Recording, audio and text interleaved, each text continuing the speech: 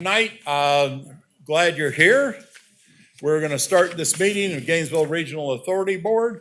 Call to order. Okay, roll call. Member Caro, Here. Member Lawson, Here. Vice Chair Coates, Here. Chair Carter. Here. Okay, we're going to have the invocation. I'll take that unless somebody else has a desire to do it tonight. Seeing none, I'll go ahead and take that. Dear Heavenly Father, Lord, thank you for this evening. Thank you for the people you put in our path. Thank you for all the citizens and the ratepayers that are here tonight to speak their mind, Father. Please lead us and guide us throughout our decision making. Your heavenly name, amen. Amen. Pledge allegiance. I pledge allegiance to the flag of the United States of America and to the republic for which it stands, one nation, under God, indivisible, with liberty and justice for all. Okay, we have the Pledge of Allegiance. Real quick, before we take citizen comment, just want to address a couple of things that aren't on the agenda, so this is one of the things I get to do. Just a little rumor control on something. University of Florida does not get free electricity and they don't get free water. They're one of our largest customers at approximately $36 million a year for electricity. They are our largest customer, correct? Correct. Other than GRU. GRU themselves.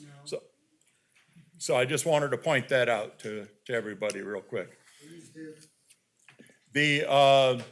Also, I met with some of the union members today, and I want to say something real quick. The CEO and general manager and I met with them today, and we were told a lot of our employees are listening. And we just want to assure our employees, and I've heard it from every board member up here, that we love and respect you.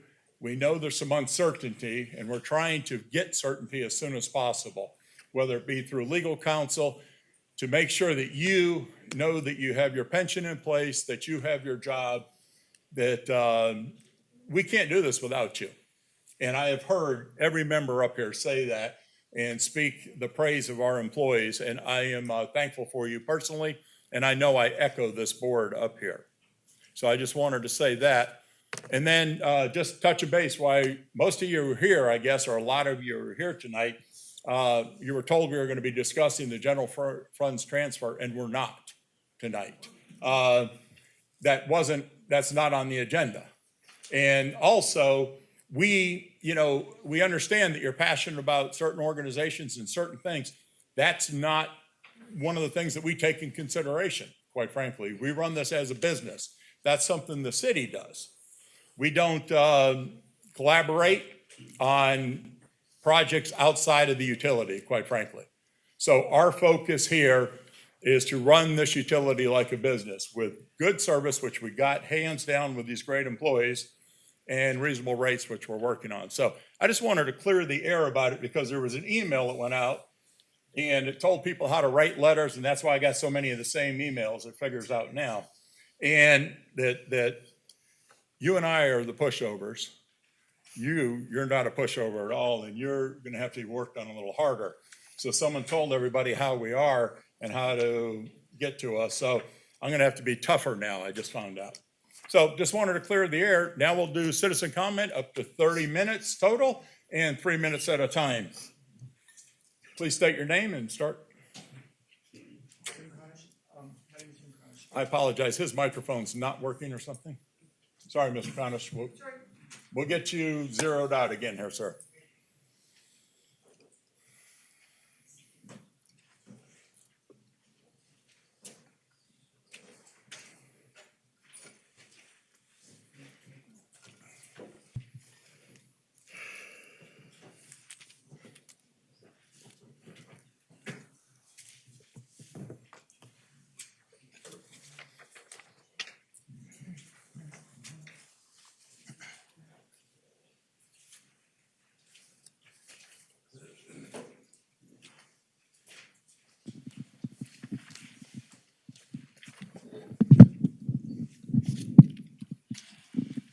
Thanks for your patience, sir. If we could give him his full time, please.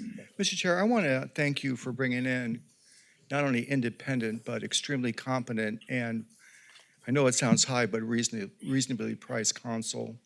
Mr. Walker's fees for what he does are reasonable. And I really appreciate him putting his hand into the fire. And I'm getting rid of Nee without Nee being treated like Ray Washington was when he took his mask off. So I'd like to remind everybody that you have been appointed, not anointed. And that's significant, sir. Because when you think about it, you, sir, were disqualified under Perry's legislation from sitting on this body by virtue of having been elected to the Gainesville City Commission between January 2000 and approximately 2022. Same for Alachua County Commissioners. And sir, that's because a legislative determination is made that people that held these offices during this period turned GRU into a political ATM and siphoned so much money out of it that it may no longer be viable under any circumstances that anyone can come up with. I do not see Houdini appointed, but we need 5 of them working very closely together to get out of the trap we're in. And as you examine your debt, I've given you copies of the key slides that when you connect the dots, it is horrific. And sir, there has been no discussion of clawback, whatever you mean by that, but stopping the in-kind contributions to the city that render our books inaccurate is really not an option. And to really assess the true contribution and realize the 15.3 is just the tip of the iceberg. And I urge you to, whatever you're going to do in 2025, to start doing it right now, to cut off the direct transfer, to recover the full cost of the services you provide to the city of Gainesville immediately, and the $250 for Ackerman, and the cost of the bond validation, and Nee's $228,000 salary apportioned out to ratepayers to have this board thwarted. Among other things, that would just be for starters. 2 of the issues that come due in May are small, 2-3 million. We could cut off the transfer and rake that in 3 or 4 months and just pay those off to prove that you're serious, sir. Thank you, sir. Thank you. Next speaker, please. Thank you, Debbie Martinez. If or whenever this board decides to have a joint meeting with the city commissioners to discuss the general fund transfer, it needs to be in public, not behind closed doors.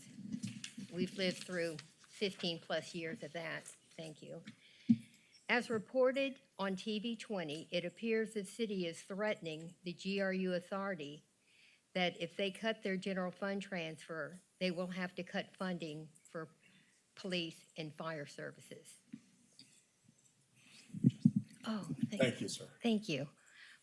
There is plenty of fat in the city budget to cut between the charter officers and city executives receiving San Francisco style wages, and 7 years of expanding city government for things they want but cannot afford without having to cut funding for police and fire.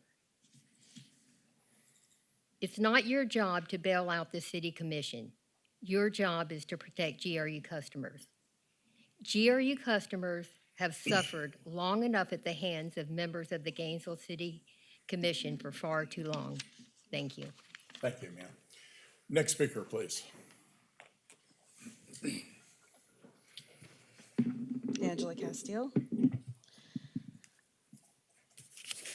In reference to that email that I ended up getting my hands on, it references quite a bit to one of the commissioners' continuous stating that fire services are going to be cut, police are going to be cut. So it is not the place or the responsibility of GRU to do anything other than provide reliable power and other utilities to its customers. If the utility is to be saved, it will be because of fiscal responsibility. Just look at the city, who claims that they have cut their budget, but they increased it by $1 million. Thank you. Thank you, ma'am. Next speaker, please.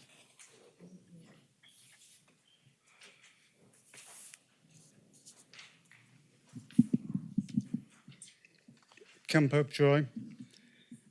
Mr. Chair, following up on your prayer, Jesus and others teach us that we're to care for those that are disadvantaged, those that are the least amongst us. The citizens of Gainesville, through their elected representatives, have practiced this principle for decades.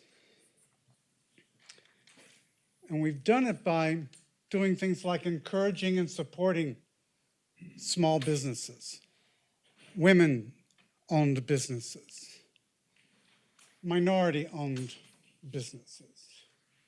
We've done it by supporting and encouraging the disabled, encouraging and supporting the youth as they were first entering the labor market or into the business world. We've done it by encouraging and supporting our military veterans.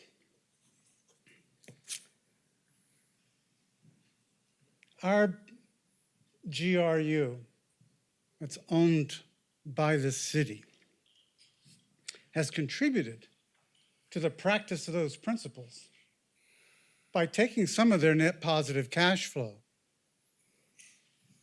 and providing it through the general services contribution. They put some cash in our coffers.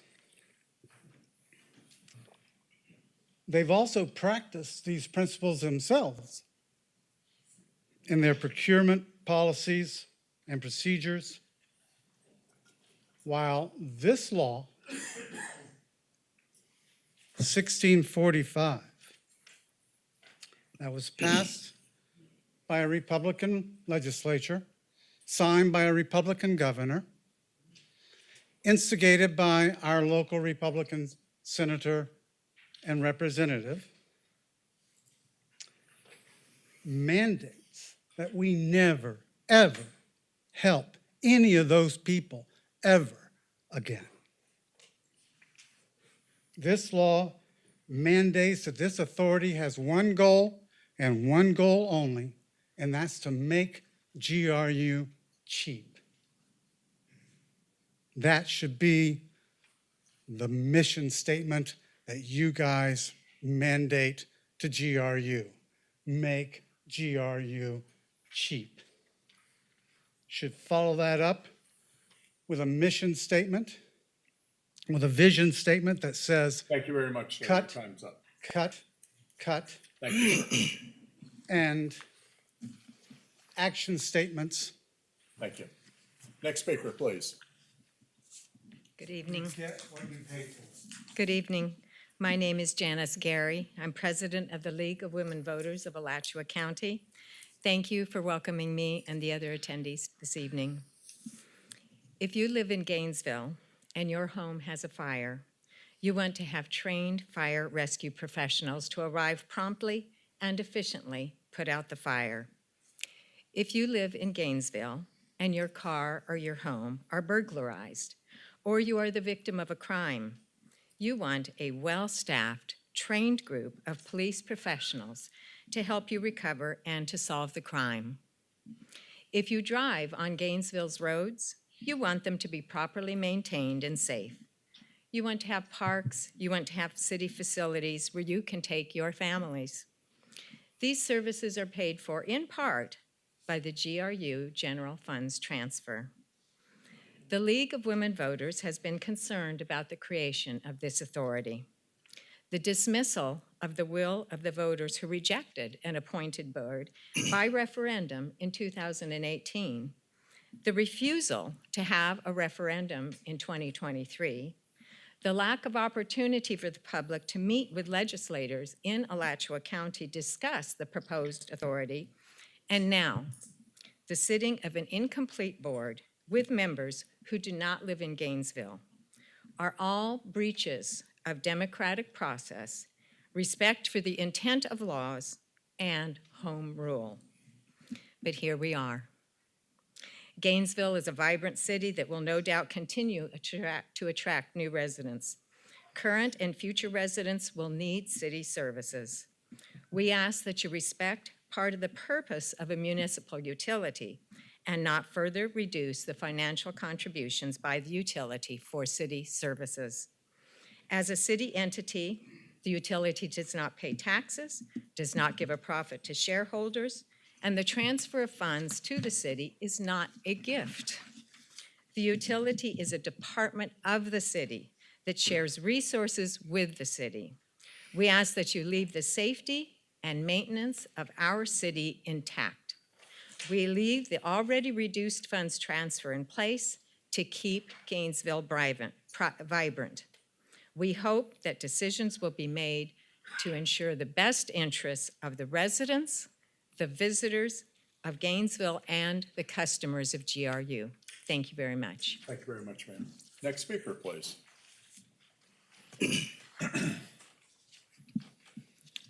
My name's Donald Shepard.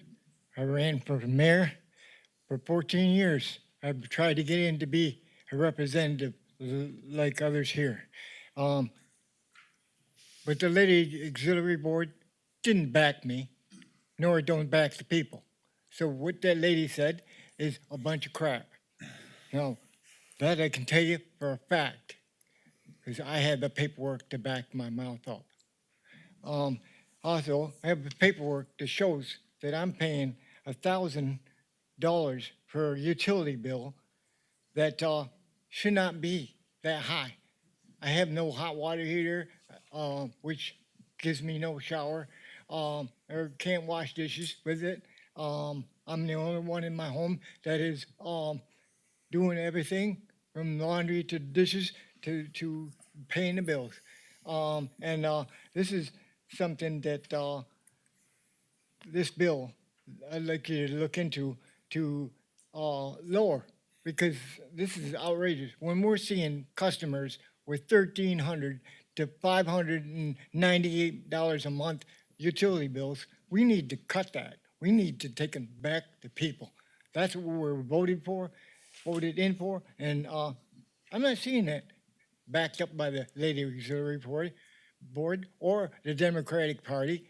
Something about the Republicans speak it and work it. They don't just say it, they work it. And that's what I hope GRU is going to do for us in the upcoming year.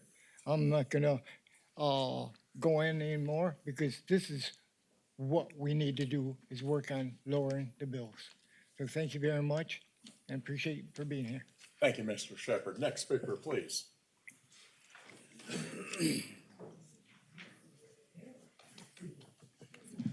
Congratulations on your appointment, Mr. Chair. I'm Robert Mounts, and there's no greater critic over the years, except maybe Nathan Scott or Mr. Cornish, of the situation that GRU put itself in, or the city put us in, especially when they bought out the biomass plant at full value, $750 million.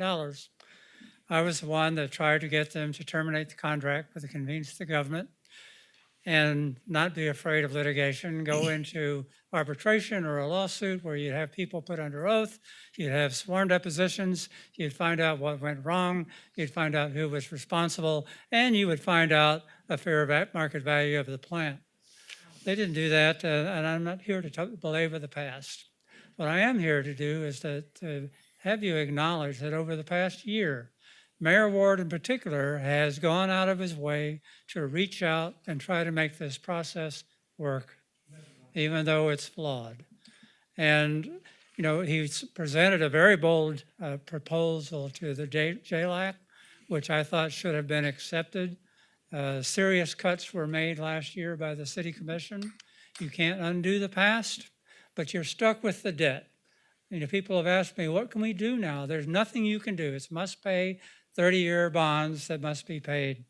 We have to work with that. We have to try to live together, work together, make the process work in a nonpartisan way, and cut the blame game. You know, I'm done with that. You know, I'm done that. I hope you are. I hope you will work with Mayor Ward in the city and City Manager Cynthia, I'll forget her last name, Curry, who I think has done a marvelous job of making cuts. You know, I've argued for that, offsetting cuts every time they raised taxes. They didn't do it, but they're in the process. They've been doing it. They've gone more than halfway, and I hope you will meet them there.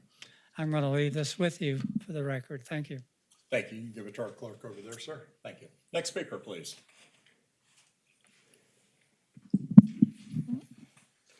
Good evening, members. Nancy Darren.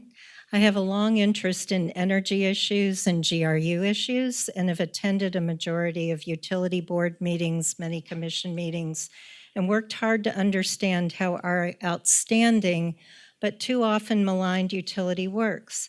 I just listened to the December 6th meeting because I've been out this fall and was shocked and deeply disturbed by the harsh interrogation of Mr. Cunningham. I couldn't believe what I was hearing and wish I had been there to add to what Robin and the other staff said in support of him, so I will tonight. Mr. Cunningham is highly respected by staff and employees and people in the community.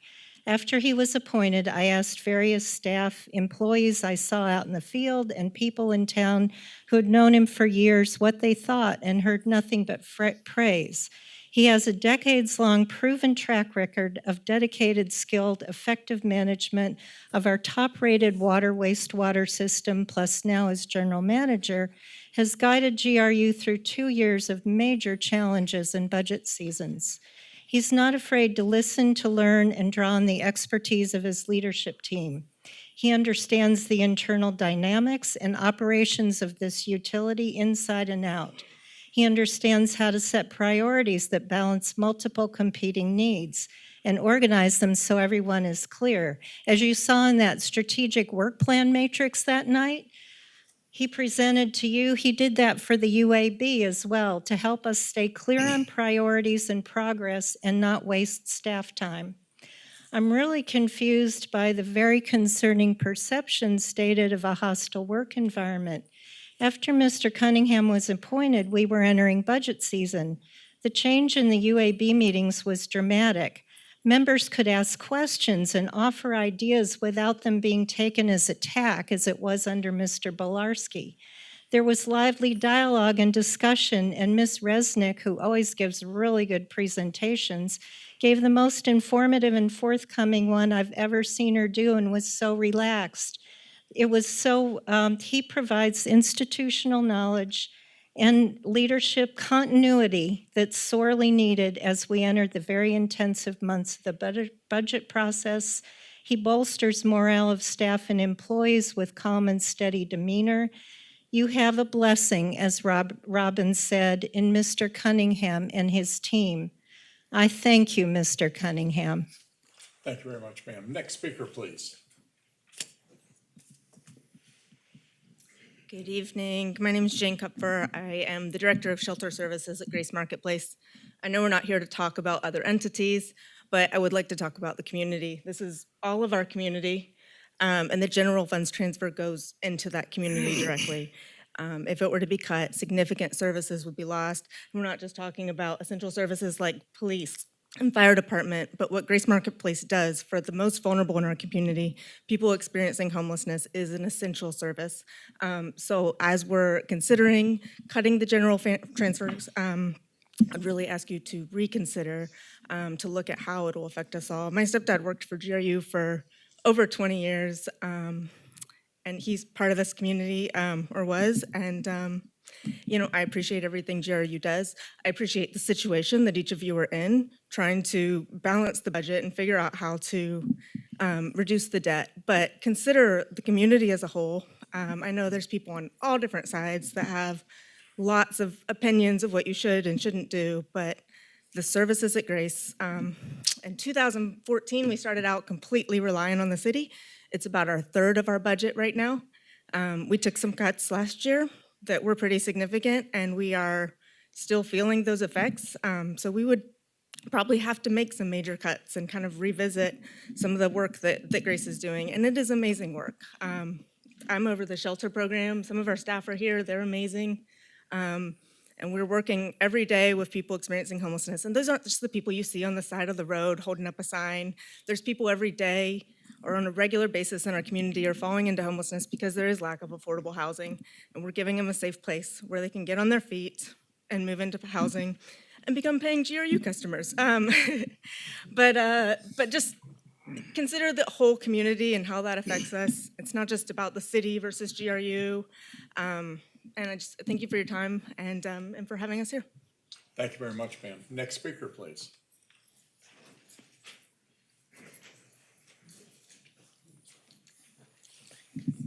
Good evening. My name's Sarah Younger. I'm here as the representative from the Swanee St. John Sierra Club. Our group covers actually 14 counties, Alachua County being one of them.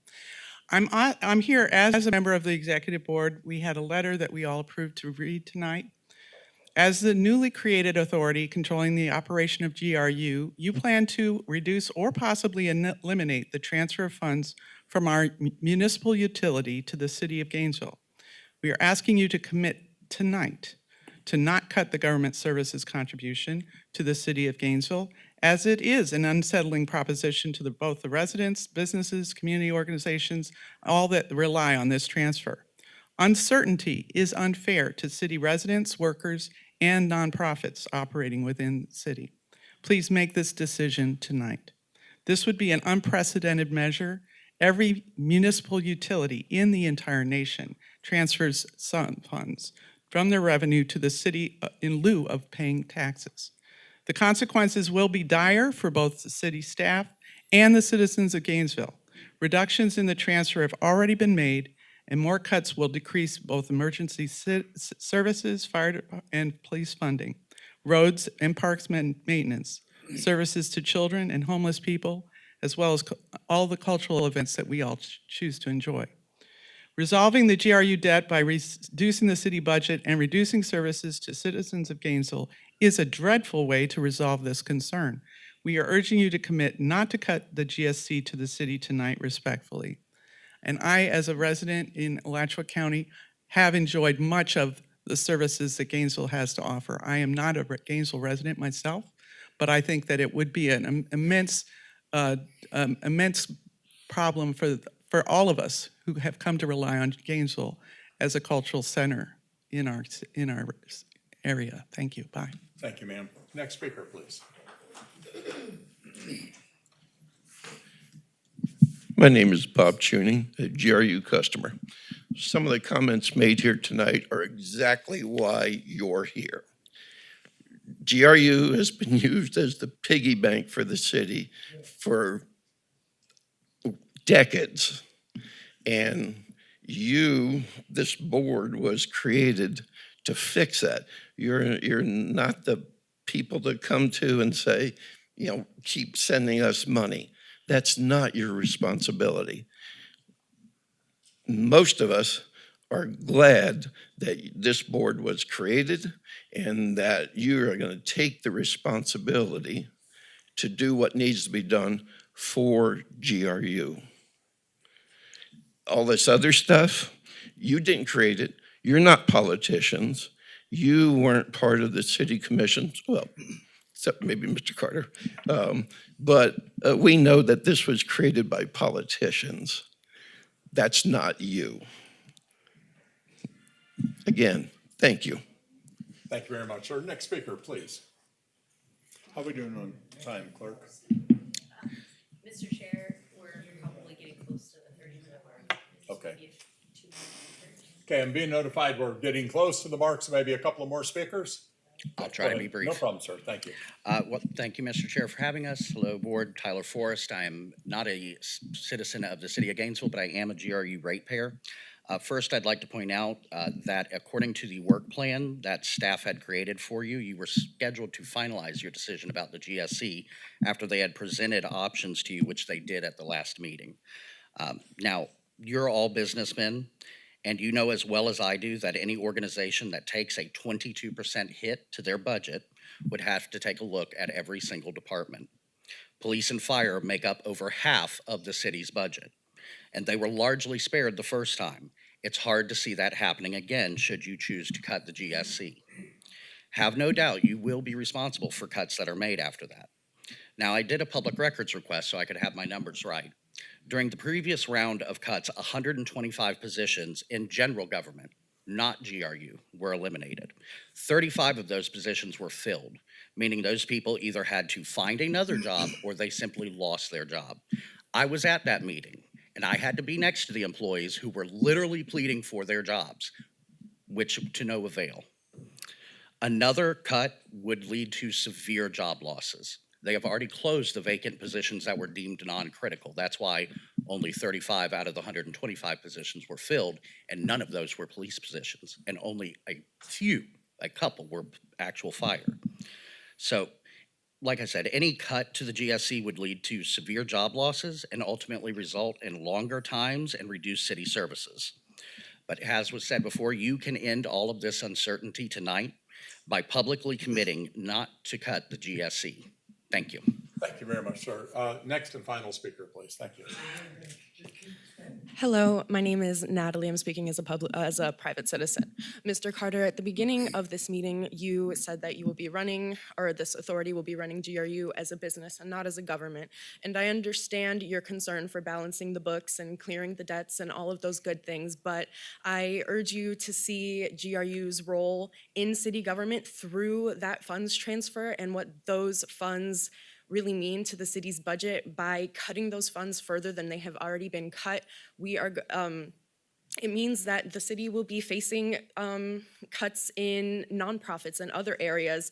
And these nonprofits, they care for the people of the city, the most vulnerable citizens, like my friend Jane said earlier, our people experiencing homelessness. There are also nonprofits that care for the beautiful greenery around us. And I urge you to think about GRU's role in the larger Gainesville community, and I hope that you will keep all of Gainesville's best interests, all of our citizens in mind as you make further decisions regarding this funds transfer. Thank you. Thank you very much. At this time, we're going to bring it back to the board. Would any of the members, because it is not on the agenda tonight, like to make a comment to address anything that's been said, or are you good to go? Good? Okay. I'll just address a few things real quick. I would say probably every person up here is passionate and compassionate about the citizens of Gainesville. We were charged, and there's a law in place that tasked us with a job.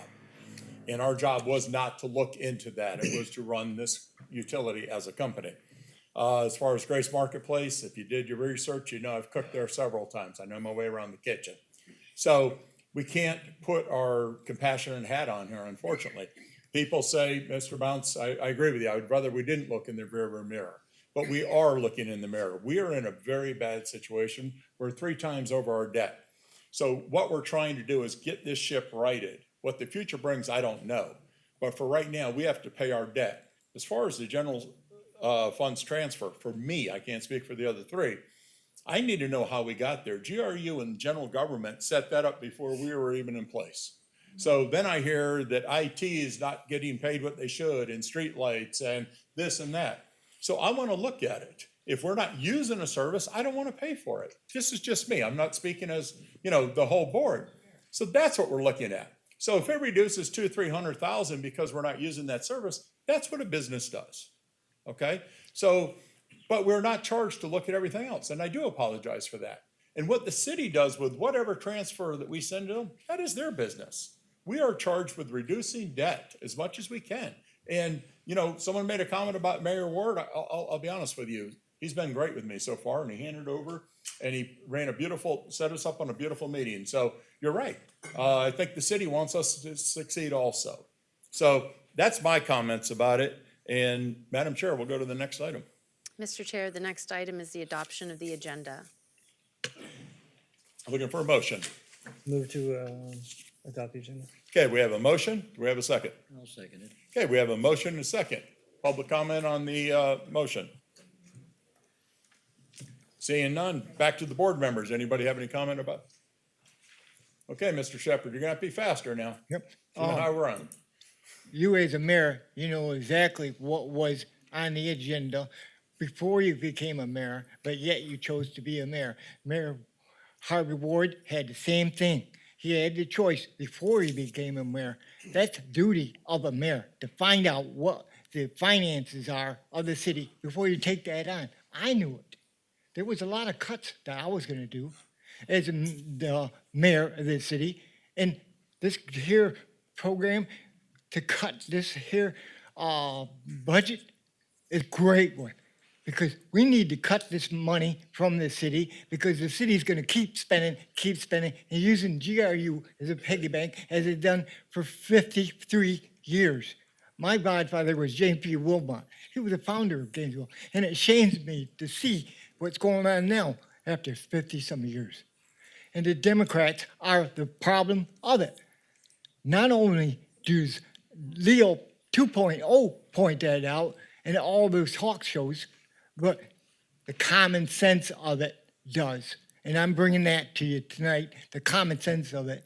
If you elect a mayor like we have been doing, Democratic mayors, you're gonna fall short. And they're gonna keep using GRU as their piggy bank. And that's what I have to say. Thank you, And Mr. thank you for all you're doing. And I look forward to y'all straightening Gainesville out to a better Gainesville. Thank you. Thank you, Mr. Shepherd. Back to the board. Any comments on the motion on the floor? And I'm gonna be more mindful of that. I apologize in the past. I sort of brought it back for a vote. But when I bring it back, if you have any comments, that we want to entertain them from the board at that point. So I apologize. Okay, all in favor of the motion on the floor, say aye. Aye. It's unanimous. Okay, next item. Mr. Chair, the next item is the approval of the minutes. Looking for a motion? I had a question about the minutes. Perfect. Can we? Yeah. So does the city of Gainesville utilize like a transcription program? Because I was looking You at just our went over minutes. my pay grade with that question, so. Is any city folks that can answer that question? Any communication folks that can answer that question? Are you trying to figure out how they're getting typed up, or? No, I was gonna see if we could utilize that for our minutes, because Mr. Conish brought up a few weeks ago that he wanted a more in-depth minutes, and I just wanted to see how that was being done so that we could see if we could duplicate that. We can get that answer and get. Well, I can give you a quick answer, maybe ahead. Christine can reaffirm. So my understanding is there is no transcription type of software or anything like that. The clerk of the commission takes minutes just as Christine Kunkel has been taking minutes for our authority. And so if there's a desire to have more details in the minutes, usually the direction is to cover motions and major things or decisions that are being made. If there's a desire, and then you have the video that has obviously everything that's happened. If there's a desire to have more detailed minutes, we can adjust to that. Thank you. Okay. Mr. Chair? Yes, sir. I would respectfully request that we have a lady that's been put in a position with no training and no guidance. The minutes are supposed to reflect the text of any motion, who made the motion, who seconded the motion, and who voted which way on the motion. De minimis. Now, if it's just information only, not so much. But on any action item, those elements need to go in the minutes so we know what was done. There's been confusion. Did you extend Tony's contract by a year? There's actually a regular pattern of confusion over what you actually did the previous meeting, like knee. What are we going to do about knee? It's a little convoluted, and it makes it difficult for the public and to staff to actually know what their marching orders are. It's all about the motions. You can preach all you want, but the motions mean something, and they need to be accurately transcribed. Thank you. Mr. Chair, can I just Go ahead. address real quick? So we have had some discussion internally to confirm, Right. and I think you We did as did, we well, had that discussion to already, confirm that yes. we're making sure we get who's made the motion, what exactly. body of the votes are, motion, and make who sure all voted that's on it. accurate. So I anticipate that being clear going forward. We're moving, getting better, so we appreciate the comments though. Okay, we have a motion, we have a second, we've had discussion. All in favor of approving the minutes, say aye. Aye. Unanimous. Next item, please. Mr. Chair, the next item is the CEO GM remarks. So a couple of things I just want Mr. Chair and board members to share. One is, as you can see to your all's left, Mr. Walker is sitting up at the dais here with the rest of the board. And as you all, I believe, are aware, we forwarded his final contract to you. He is on board and working with us. And in fact, we're meeting Friday morning with our executive team and Mr. Walker talking about scoping and some activities that he will be focused on along with his firm. So he is in place and we have that contract in place. We also have issued an RFP. It'll be out on the street for a number of weeks. It'll come back in February. We'll start evaluating it and we anticipate by mid to late March, maybe early April, having a more permanent solution in place regarding the legal services for the board and for the utility. And so I wanted to give that what I think is good news. It's a topic we talked about multiple times and we now have that in place. The other thing is at the December 6th meeting as a board, you all approved, I think it was December 6th or 14th, approved the liquidity facilities and a resolution to pass that. I think it was at the 6th. We had a little bump in the road with the city commission, but ultimately the city commission approved the resolution and them signing a resolution as well.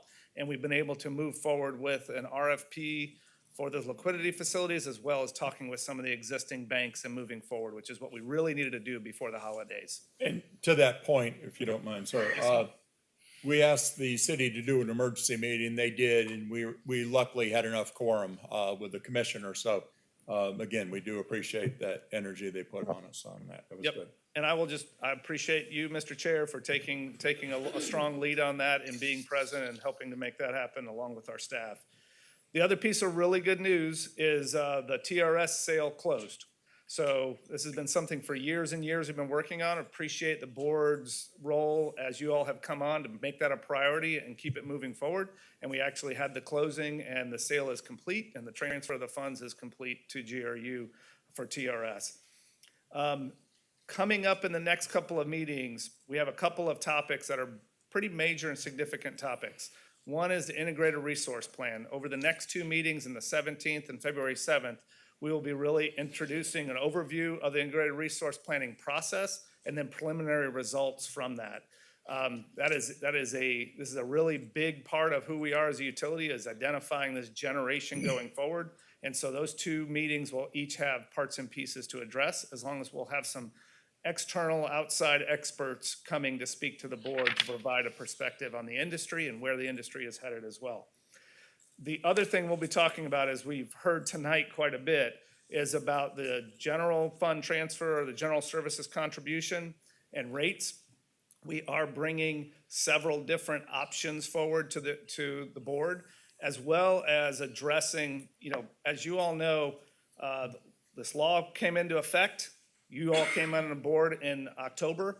Since that time, we have kind of figured out a little bit how we're operating between the new GRU with the authority and the city. We've identified a number of things that we had relationships with the city that we're not utilizing like we used to historically. And so we'll be bringing forward what several of those are with a recommendation of reducing the government services contribution for those services that are not being directly provided. And so that will be on the 17th, along with the other recommendations or options for GSC and rates. So next couple of meetings are going to be very consequential and very important for this year, as well as the years to come for the utility. So I wanted to just give that update, see if there are any questions. If not, we do have a full agenda again today. We can get into the agenda. I've got a quick question. Go ahead, sir. So when I looked at the budget, there's a certain amount from each aspect of the utility that goes into the general services contribution. Correct. Are they made on a monthly basis? Yes, sir. They are made on a monthly basis. Yes, Are they sir. made at the beginning of the month? When are they made? Confirm, is it the beginning of the month, the end of the month? Mid to end of the month. Mid to end of the month. And I mean, you know, that leads me to think, and this is just me talking, that we need to make a decision sooner than later about whether or not we're going to stop or curtail that. We can make a decision perhaps later about clawing back if we so desire. But, you know, I lean towards not waiting about making a decision about that. I don't know if you have a problem with doing something like that, Scott. Well, I think that's part of your function and part of your study that you all need to look at. And so I think that's part of your charge. And to your point, my conversation with the CEO today was try to bring us a detail and a justification.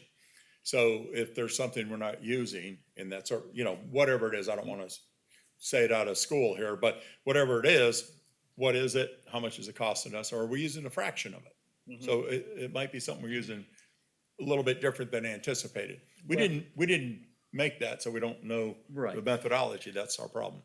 Well, and I mean, obviously, there's the general services contribution. Right. And then there are the SLAs and the other monies involved. Correct. Yep.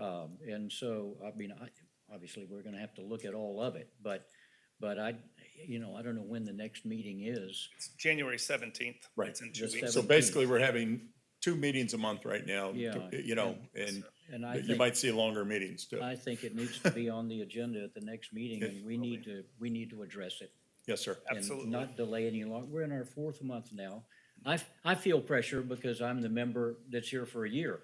But, I mean, we've been here for a while, and we've been educated to a certain extent. I would be the last person to ever say that I understand what GRU does completely, because I've scratched the surface. But I do understand that we need to address that. So, I would say, Mr. Chair, member, definitely understand the urgency. Like as I stated, as we came into this new world, we weren't sure how everything was gonna work. I think we have a clearer picture of both the board's direction and how we're interacting between general government and GRU. So I think we have a clearer picture of that, so that on the 17th, we can really bring forth what I think is a recommendation of some of those reductions regarding particularly services that we're not getting. And then even looking at it over the course of the whole year. And so, accommodating potentially services we weren't getting earlier in the year. So I anticipate being able to address all of that at the next meeting, and have that discussion and have an action item to be able to be taken as well. If I could ask a related question, so how often can you change your rates, your electric rates? So historically, we've done it once a year so it gets ready for the change of the fiscal year. But I don't think there's anything that restricts us from doing it more often than that. But historically, we've done it so that, and the plan this year is to establish what our rates will be before July 1st. And then they'll take effect October 1st, which is the first day of the next fiscal year. But I don't think there is anything that restricts us from doing that more frequently, but that has been the practice in the past. So if in fact, we as a board and as a utility, were able to reduce expenses of one form or another, then we have the ability to reduce rates. Yes, so we'd have to look at our overall financial picture. Of course, but we have the ability to do that. Correct. The new law provides the authority, the ability to establish rates, and we can do that. Yep. Okay. You all set? For the moment. No problem. No problem. I like participation. Okay, next item. Mr. Chair, before we proceed, in light of the comments made about ensuring that everything is being documented correctly, we did realize that the approval of the minutes was actually not motioned or seconded I think, if I'm not mistaken, Vice Chair inquired, but did not motion, is that correct? I thought we motioned and second, but. I think, I think No an problem. inquiry was made, but No, okay. it might be good to just redo it to make sure that I don't know, I that's, saw Mr. Conish get up, and he normally wouldn't get up until after the motion was made, so maybe that screwed me up. I'll blame it on you. Let's clear it up. Do we have a motion to adopt the minutes? I'll make a motion to adopt the minutes. And I'll Second? second, Okay. second time. Now I have to say, is there any comment on the motion? Seeing none, back to the board. Any comment? All in favor? Say aye. Aye. Aye, unanimous. Thank you. thank you, I Mr. think Chair. you had a comment about it, and okay. Oh, thanks. So you gotta get a better chair. Okay, next item then. Thank you. Yes, Mr. Chair. The first item of the business discussion items is item 2024-16 FY25 GRU budget presentation on GRU's debt portfolio review. So, Mr. Chair, Mark Benton and Claudia Raznick are coming up. I believe Mark's going to lead the presentation. The purpose of this is, as we all are well aware, and we've discussed We numerous get times. IT to switch the microphone real quick, sorry. Debt is a very big driver of our budget and how we operate as a utility because of the size debt we have. And so we wanted to give as much overview and foundation of where we are with that debt and the path forward. So that as we walk through the budget process, that we're building from that beginning point. And so this is a informational only item to present that information to you as the board, and then this really will lead into further discussions on the budget as we move through the rest of the spring toward the finalizing the budget. So with that, Mr. Benton, if you want to walk us through that.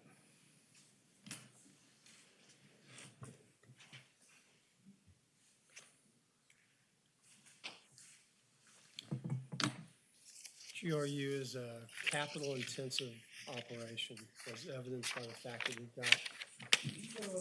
Yeah, I was about to say, I apologize, Mark. I don't think they can hear you. Just slide the mic down a little bit, it's off balance. Or no, slide it into the socket. How's that? If it'll work, go for it. It needs to be slid down because it's gonna drop on you.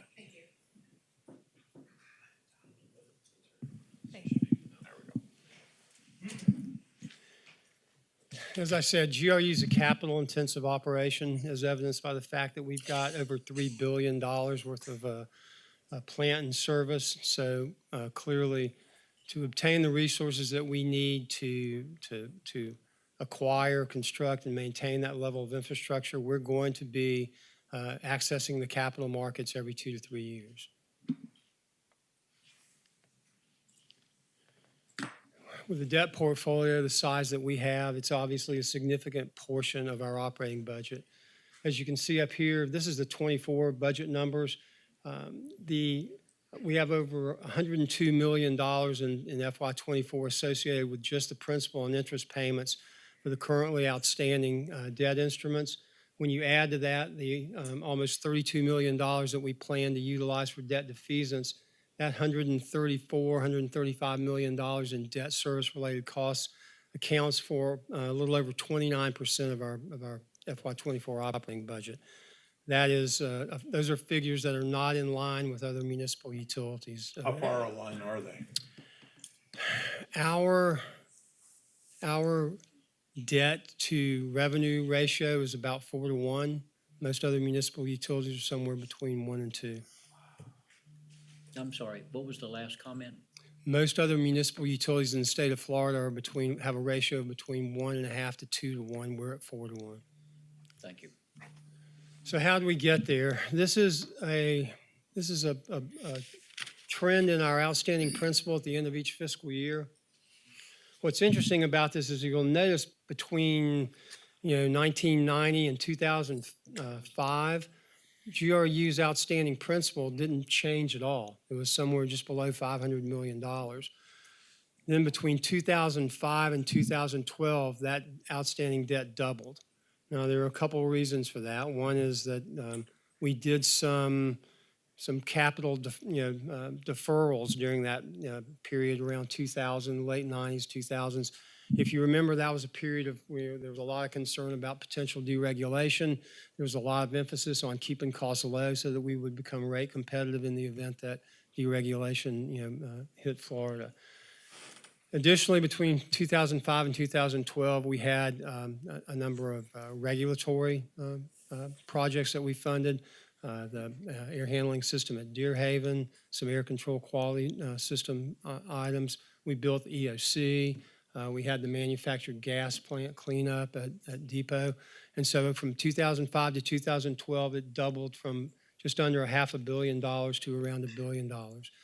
When we brought the biomass plant on, brought the capital lease on our books, that immediately doubled that number again from $1 billion to almost $2 billion. That's the red portion of the graph that you see up there. That's what's associated with the capital lease. When we bought out that capital lease in 2017, we issued about $650 million in debt and took over $900 million off the books in debt on that capital lease, and that's why you see that decline, and now it's moved up to its present state of just over $1.8 billion. So talking a little bit about the composition of that debt, 68% of our debt is original issue fixed rate, about 32% of it is original issue variable rate debt.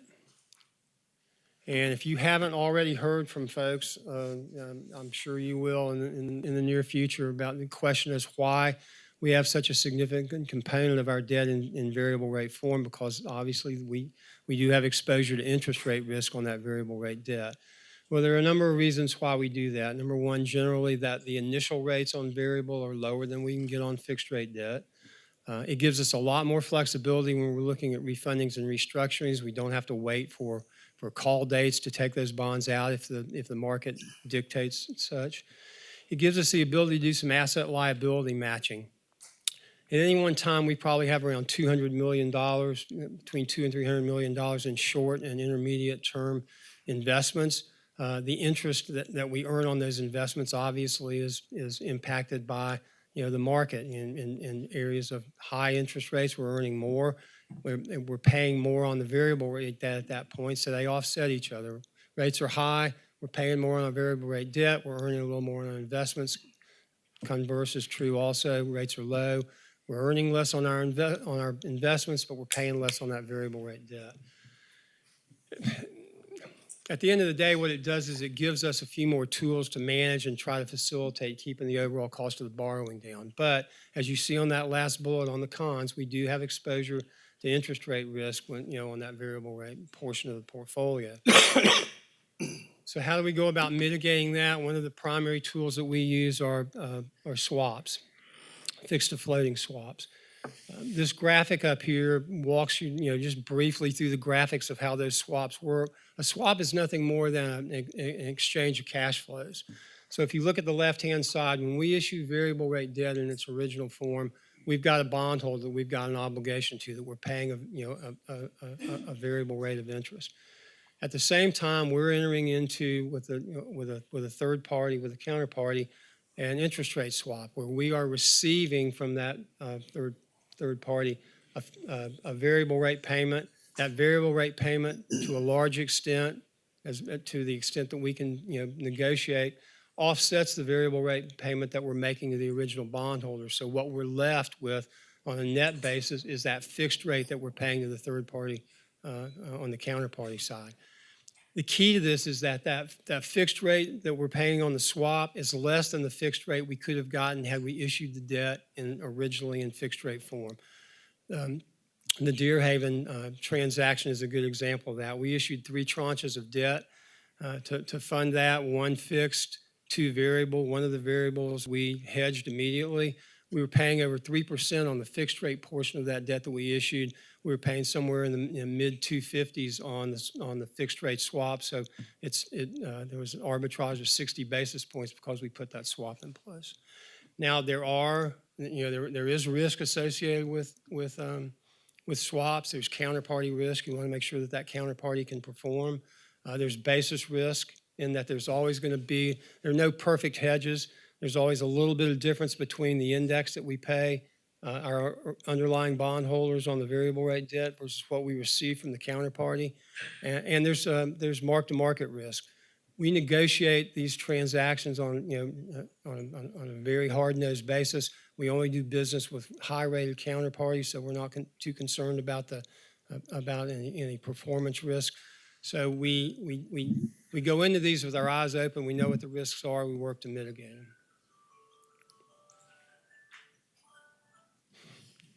Nice tune. This describes a little bit about the degree with which we utilize swaps, and I know these numbers are a little hard to see, but right now we've got about $1.2 billion in outstanding fixed rate debt and another $588 in variable rate debt.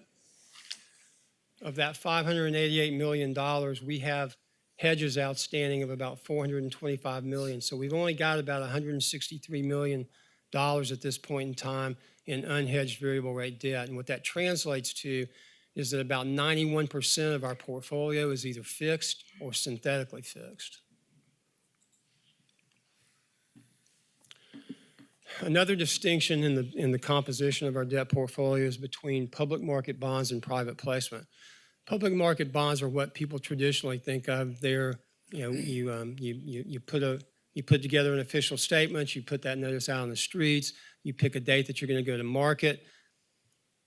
Hedge funds, money market funds, insurance companies, retail buyers all make bids on specific maturities on that debt. Private placements are, we put out a solicitation to investment banks. They bid on buying the entire deal, not a specific maturity. The benefit to doing a private placement, there's no official statement, which is a several $100,000 cost. There's no rating, and there's no liquidity facilities. There's no remarketing. So there's benefits to doing both ways. And as you can see right now, about 57% of our outstanding debt is in the form of public market bonds and about 43% in private placements. This is simply a detail of what our outstanding debt looks like right now. The 1.8 in principal, another $1 billion in interest over the life of all these outstanding issues. And then right now we're projecting on a net basis about almost $73 million in net receipts from the swaps that we have out there. So the obligation is, total obligation is somewhere around $2.8 billion. This is a point in time. Like I said, a lot of this is variable rate debt. You do this a month later, those numbers are going to change.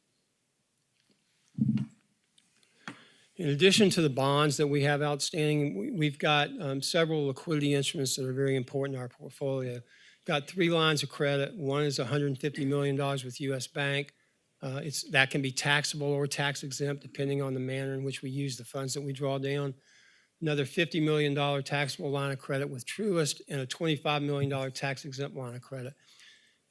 These liquidity instruments they form the foundation for the primary reason that we're able to maintain the ratings that we have now, because as we all know and we'll talk about in a minute, our leverage ratios are not particularly good. Our coverage ratios are fairly strong, but our liquidity numbers are strong as well. To date, we've not drawn down on any of these instruments. You might remember, though, that one of the things we talked about when we were talking about the fact that these 3 liquidity facilities are expiring in April, one of the potential alternatives for handling that situation, if in fact we cannot extend or find a new counterparty for those facilities, is to redeem those underlying bonds to the tune of about $105 million from that $150 million line of credit with U.S. Bank. So these play a very important role in what we do.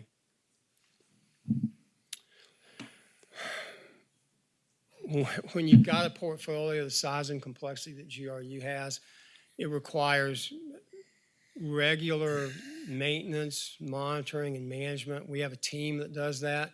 It's made up of GRU internal staff, our independent financial advisor, bond counsel, disclosure counsel, city attorney staff, and an independent swap advisor.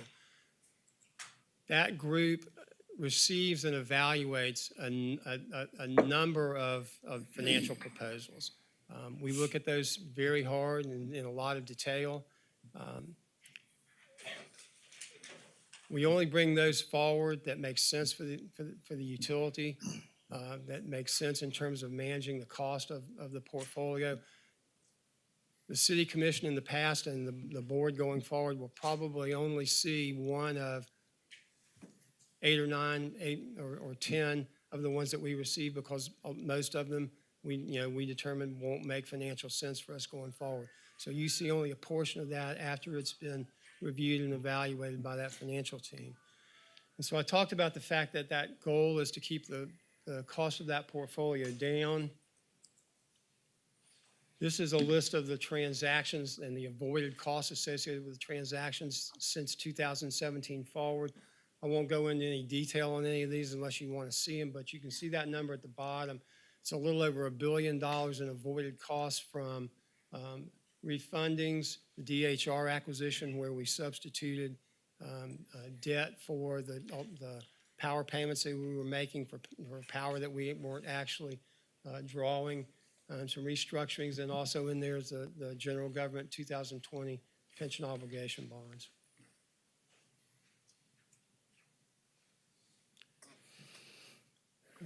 Talk a little bit about our debt defeasance program.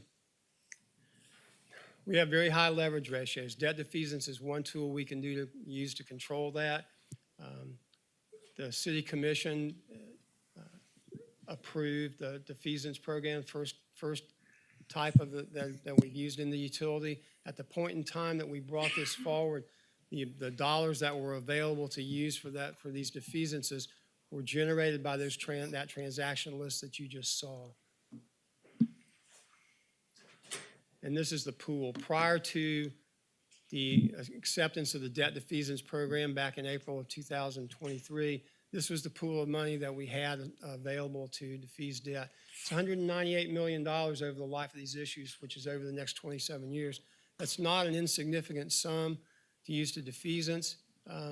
But as you can see, because it's stretched out over 27 years, the highest amount we have in any single year to apply to that is just under $10.5 million. Accelerating debt payment, debt defeasance is all about identifying resources, identifying free cash available to use it. This is the piece we had available before we talked about the debt reduction program, where we were bringing on savings from the GSC reductions, the $28 million in GRU budget cuts over the next decade, and the excess revenues from the recurring rate increases that have been approved.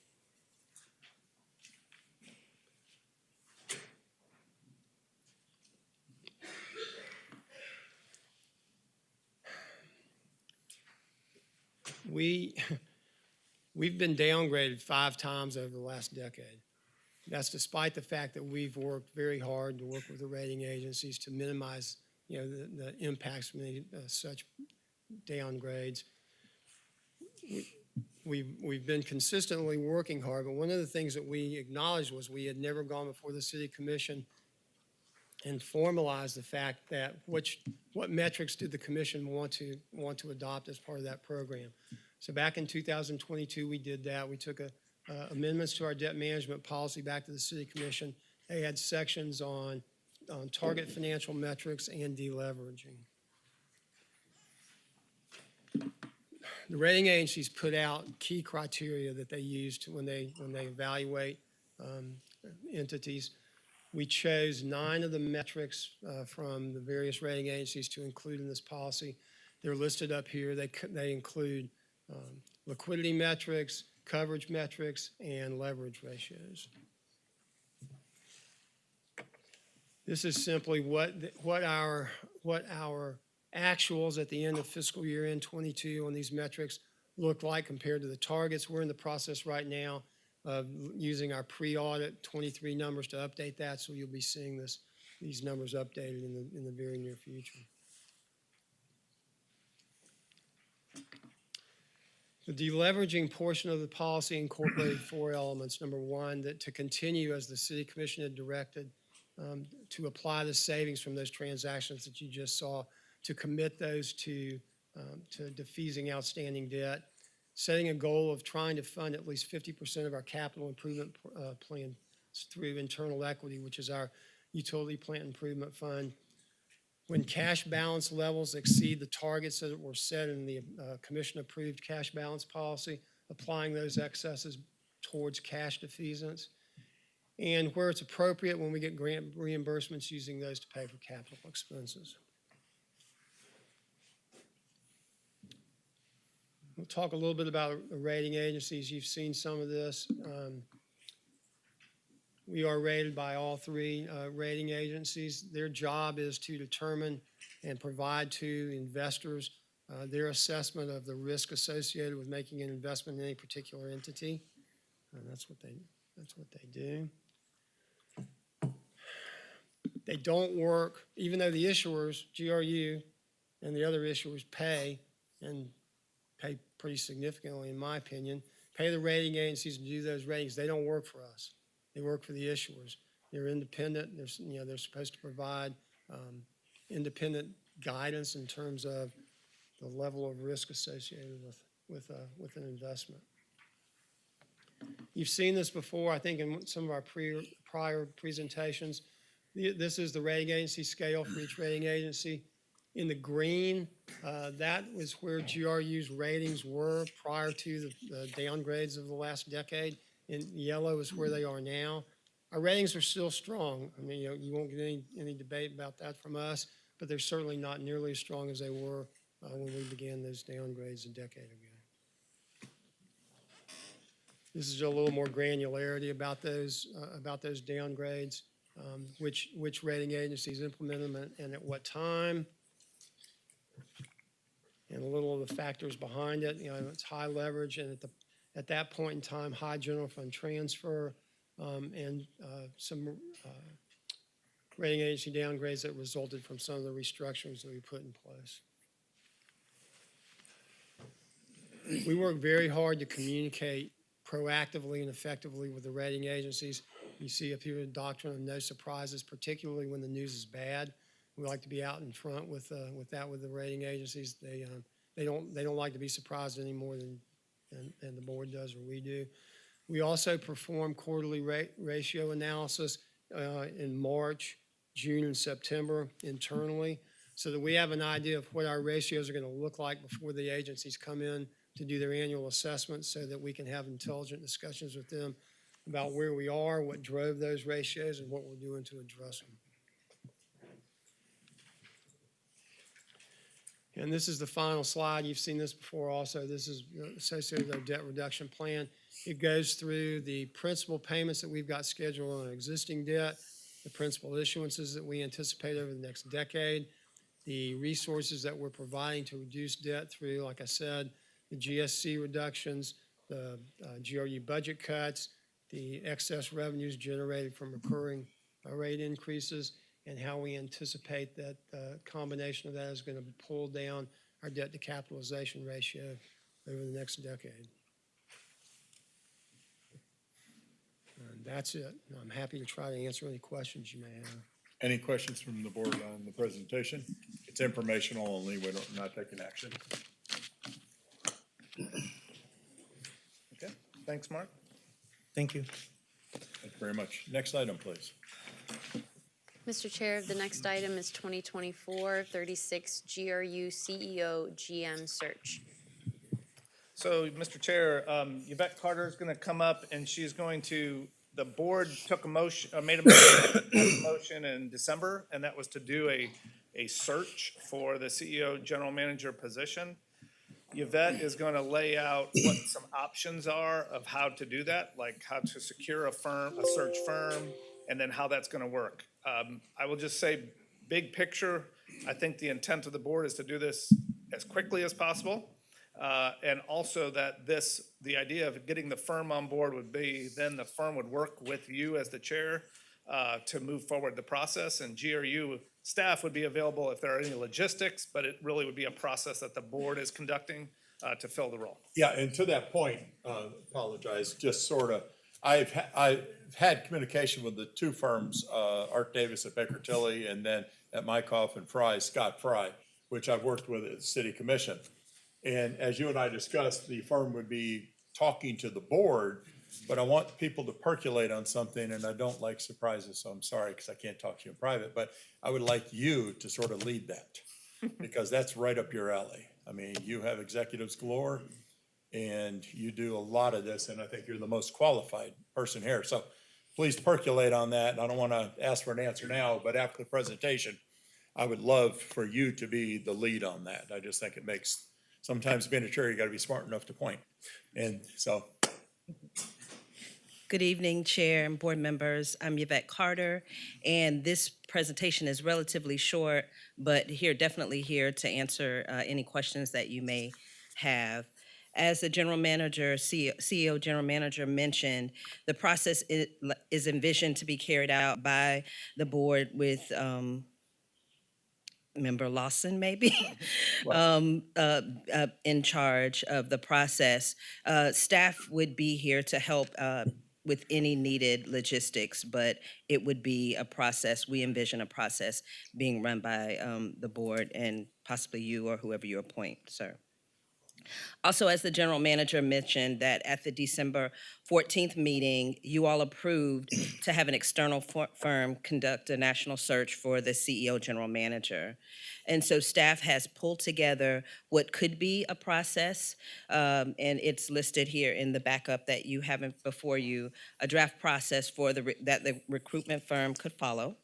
There are 15 points there. I won't go through them item by item unless you all have questions. We anticipate the fiscal impact to be somewhere between $25,000 and $50,000 for the search and for travel. And then we've provided 3 options that you all may decide to, that you all can discuss and may decide to use one of. The first would be to use the current City of Gainesville contract that we have with Baker Tilly. If you all decide to go with that option, it'll take about 2 weeks to a month to get the task in order, to get the task written and approved. And then the search firm process would take another, we anticipate 4 to 6 months. Let me just say that the firm's process on all 3 would be about their process wouldn't change the amount of time. It would be about 4 to 6 months. Option 2 that we are providing is that you can use the GRU's procurement office to execute a specified source contract to hire a specific recruitment firm. Mr. Chair, you've mentioned 2 that we've used in the past, Baker Tilly and McCaw Fry. Others that we've used are Colin Basinger, PCS, GovHR. Those are other firms that we've used in the past. The timing for us to do our procurement portion of the process would be about 2 weeks to a month. And then again, the 4 to 6 months for the search firm to execute their part of the process. And then the third option would be to conduct a request for qualifications or a request for proposal. That process would take about 2 months for the procurement piece, and then again, another 4 to 6 months for the search firm to do their process. So these are options that could be enacted. A member of the board can choose tonight to make a motion to adopt one of these options, or you all could give us direction to do something differently. So our staff recommendation would be that you all discuss the options that are laid forth here and provide directions for next steps. Thank you very much for that presentation. Obviously, with the 3 options, you know, I'll just say my thoughts are I like option number 2 because it gives us a little bit more freedom. Any other input Can we advertise on the GRU website as far as? for the position? I think that would be circumventing the person we're hiring. I don't think that would be normal. I really, you know, I would leave it up to the search firm. They might want to utilize our site perhaps, you know, and make sure all the staff is aware of it. But any other thoughts?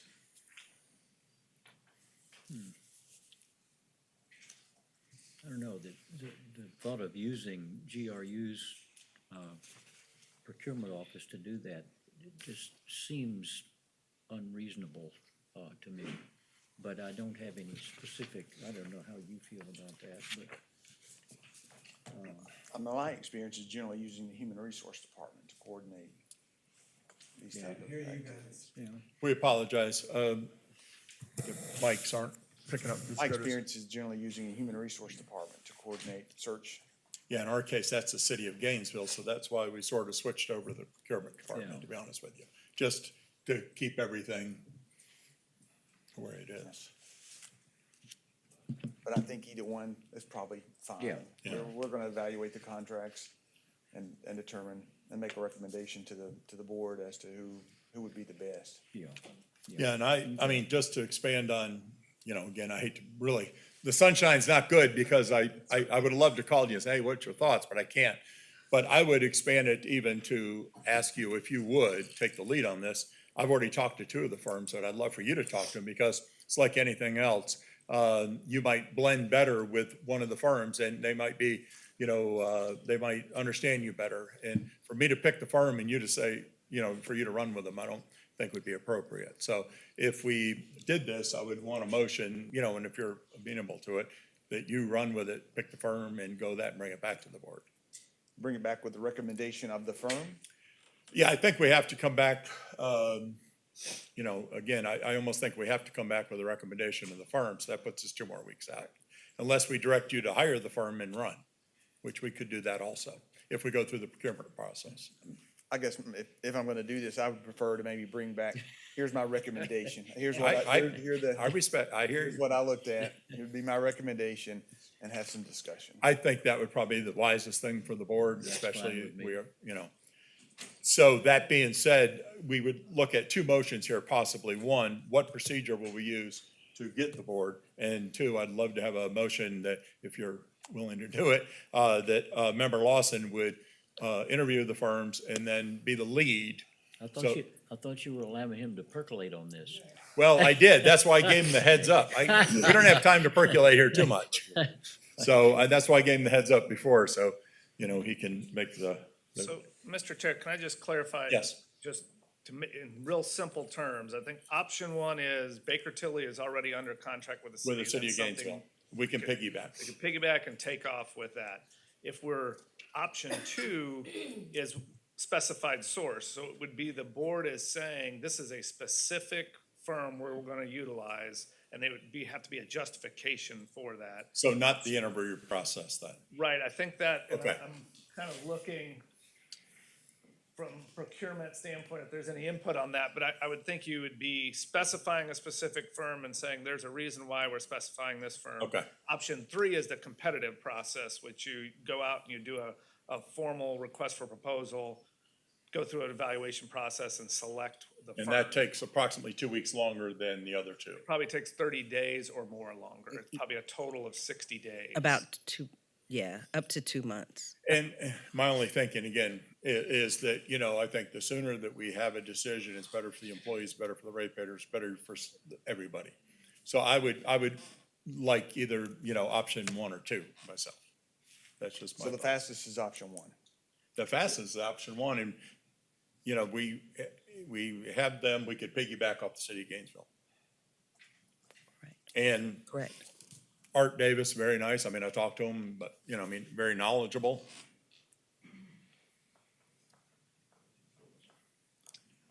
I don't have any experience with Baker Tilly, so I can't give an opinion on that. If you may have a recommendation. I mean, Well, don't really I look- think that, yeah, I would say if we're going for speed and what you brought to light, I think option 1 would make the most sense because quite frankly, when the pool is presented, all these agencies have the pool. They know who the potential people are. They all, they don't, it's not like a recruiter. I don't think they stick with one group. They're out there and the people have a good technique. Baker Tilly does a lot of work with us now. They do our financial audits and everything, and they do our rate justification, if I'm not mistaken, so. Mr. Chair, if I may, Yes, ma'am. the actual process for our procurement team would be about 2 weeks to 30 days for option 1 or option 2. If you would like to take time to deliberate over the specified source that you want to use. It sounds like that may take a couple of weeks for you all to do that, but the work for our procurement department, and maybe I'll pause for the CFO, but 2 weeks to 30 days is I think his concern was we have to have justification to source it. correct. So I think we would be challenged if our justification was to make a good decision and then say we want them because I think that's sort of going in gray area. So Mr. Chair, what I'd like to clarify from a procurement standpoint is if option 2 is really what you're doing is you're not going out and vetting different firms and selecting. When you're selecting a firm Right. and saying this is the firm we're moving forward with. But we can have a conversation with the firm, correct, or not? I believe you can. Nope, You okay. can't go out and shop it. Okay, I see the head shake. That would be a request for Okay, proposal okay. process. It would be that, hey, this is the firm we're utilizing, here's the justification for utilizing that firm. Baker Tilly's already under contract, so that's done, that could be done. But if it's gonna be one of the other firms in the specified source, you'd have to dictate who that is, and you're justifying the use of that firm. So the path of least resistance would be Baker Tilly, it sounds like. Yeah, I mean, this is a Yeah. good decision. Well, and I'm gonna look back at you, Eric, because if you're gonna accept this, what's your desire? It seems like we have a relationship with Baker Tilly, and that would be fine with me. Okay. So we can entertain a motion on going with the piggybacking on option number 1. We can have that discussion with the public, and then I would ask for a motion, I do have a question. Yeah. Are we, if we go with option 1, are we utilizing or engaging with the city in an area that we probably shouldn't? No, we're piggybacking. So, and please correct me if I'm wrong, we can also do this with the state of Florida, if I'm not mistaken. So what we're doing is they're already in a contract, we can just say, because you're in it, we can piggyback and take that benefit, but So please. the city, did a request for proposals, and they selected Baker Tilly as a part of that public process of picking their best option under their vetted proposals. So because that's already happened in the public format, you can piggyback on that decision, but it's going to be ultimately your decision. If you employ Baker Tilly, then it's solely your decision, They report to us. they report to you, not to the city, but to you. So is Baker Tilly the institution that chose a lot of the individuals, the higher ups at the city of Gainesville? The Fry actually chose Mr. Belarski, and I don't know who else they chose, to be honest with you. Well, I'm talking about present folks that are. I don't know the answer. I don't know if we have that answer, do we? I don't have that answer this Oh, do evening, you but maybe have the it? CFO does. Thank you, ma'am. So the list of firms in option 2 are firms that the city of Gainesville has used in the past. Okay. So that's why those have been part of the selection process. They've looked at different positions, executive positions, et cetera. So all of these firms have actually worked for the city in the past. So Baker Tilly is the only one that actually has a contract, so it's writing a task order. If a firm in item 2 is selected, it's a contract with that firm, which you could say that comes back to the board for review and approval, so you can see what's in that contract. So you could work with Baker Tilly, because there's already an existing contract, we create a task order, or choose somebody from 2, and that could still come back to the board, so you could say, yes, we like that, no, we don't, that kind of thing. And then the third one, which is, I think, where you were touching when you were talking about reaching out to each vendor, is actually number 3. It's the RFP process. So if that makes sense. Is there anything wrong with Eric engaging with one of them and then coming back to us going, hey? Well, I think, as that's what I was asking, you're entering into option 3 at that point, I think is what I was told. Unless we were to pick one tonight for cause. I would not recommend calling each vendor to talk to them, because really you're getting into the RFP process. You're shopping for a vendor at that point. So. I just have concerns with the things that we've read about ourselves and our conflicts and all these fun things is making sure that people know that we're trying to put space between what we're trying to accomplish. So ultimately, in my opinion, if Eric is going to be the one who's doing this, I think he gets a choice. I just want to make sure that he doesn't read about himself picking the same, you get where I'm trying to go. No, It's just, and I'm trying to you know, save the guy some. I would say going back to several firms have already done business with the city, and it's a small pool. So, What would you do, Claudia? oh, No. not in a million not years sit will on the she board. answer that. That's a good move, though. No. I just don't feel comfortable, just my opinion, moving forward with the same folks that the city utilizes. It just seems to me that it's taken a step backwards. And Then it sounds like we need option 3. So if I could clarify, when we say the city, that includes GRU executives and directors, et cetera. It's not just the city commission. So Right. these are vendors that GRU has also utilized in the past. So what you're describing, Vice Chair Coates, is option number 3 is an RFP to actually have people bid on it. I'm really gonna want to hear Eric's feedback if he's the one that Well, chooses. I appreciate your view on that, and I think if we want to keep space, we can go through the RFP process. Yeah. And I think have that's a where we strong settled, opinion quite on frankly. It makes good sense. That's what we have discussion for. It's great. So, If I may, because you had that look, by the way. well, inside of the agenda item, there's a draft of processes that Ms. Carter was referencing earlier. So if, in the RFP process, if you're comfortable with this language, we can pull this into the RFP process. Just want to make sure we're doing what you want to do. Okay, how much language is, so in that RFP, Well, there's 15 different. 15 items. Yeah, so just to make sure that the board is comfortable, at least with the logic. Right. With some adjustments possibly later, so that we can move forward with the RFP process itself. And the members of the audience can see those 15 items somehow? They were in the backup. They're in the backup they have? Okay, I just want to make sure because it's substantial. Okay. Mr. Chair, it's in the backup online because what we provided is the agenda cover. So that's a abridged version. Okay. And per our discussion to Yeah. minimize printing and things like that, so I just didn't know if we could throw it up on the screen. I can pull it up. Yeah, one that'd be moment. great, just because 15 items, that's pretty substantial. And just to clarify, and Claudia, I'm making eye contact with you, we're on the same page. So the idea would be if you move forward with option 3 and the RFP, if you kind of give us the head nod on those 15 things, then we would move forward with putting together the entire document and being able to issue the RFP before coming back to the board. And what would come back to the board is after the RFP has been issued with the selection process. Is that correct? So normally in an RFP process, there is an evaluation team within the utility that evaluates the proposals.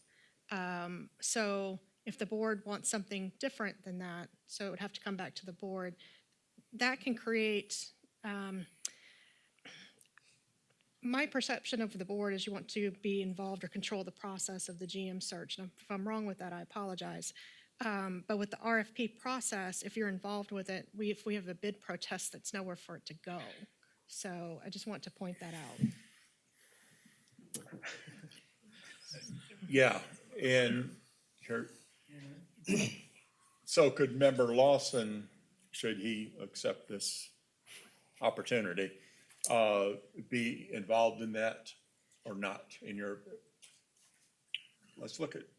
Well, I think that, as Claudia is stating, you could send out the RFP. I've reviewed the 15 areas. They look like they're all appropriate. Then you'll get your bids in. And I think what she's said in the past, they've had a team on GRU that has selected that. And she's cautioning you to if you put Commissioner Lawson in that group, it's hard for him to be an appellate. It's hard for him to make a decision. Yeah, and it goes back to my original concern, then we're putting him working with somebody, you know, I mean, I imagine you can work with anybody, you know, so. So, if I may, Chair, These firms that are listed here have gone through the procurement process in the past. There have been RFPs selecting them for either general government or GRU. They're established So they've been firms. vetted. And they do this for a living, Right. right? So this is what they do. So most likely, you're going to see some of these same firms inside the RFP process, maybe some others. So just as a point. So we're back where we started? Yeah. Yeah, I mean, it sounds like procurement's the way we seem to be They're gonna leaning come here. back with a recommendation to the board. To the board on And then a we all talk selection. about it Then we and talk select. about it, so. So for So clarity, you're saying you're gonna bring back the winner? I'm saying that in a normal RFP process. So let me back up a few steps. Member Lawson, he clearly stated this is normally completed through the HR Yes. process. So you don't normally have staff at the utility or general government evaluating an RFP or proposals for the very person that they work for, right? Right. So you don't, that's not normal. So in this case, with this RFP process, if that's the path where the board is going to go, we'd have to very carefully step through what that looks like. If you don't want to utilize HR services, then it points back to staff. So again, option 1 and 2, we're trying to help mitigate that because you have firms that you could actually start to work with now. So. Just option 2. Option 2 sounds good. And, But I, once again, have to. But it has to be, what firm are you picking? That's Well, he can't interview them, though. That's the problem. his intuition. That's- So. I don't want to throw anything on Eric's lap. So if you do select a firm, that firm can come talk to the board about what you want. Right, yes. And so I think that's the important. I piece mean, of this. in the past, when we did Ed Bilarski, and I worked with Muckhoff and Fry. And Scott Fry is very knowledgeable. That's what he specializes in, is utilities. That's good to know. And I imagine Baker Tilly has a whole division too. I apologize. So if we're gonna do 2, we have to pick a firm.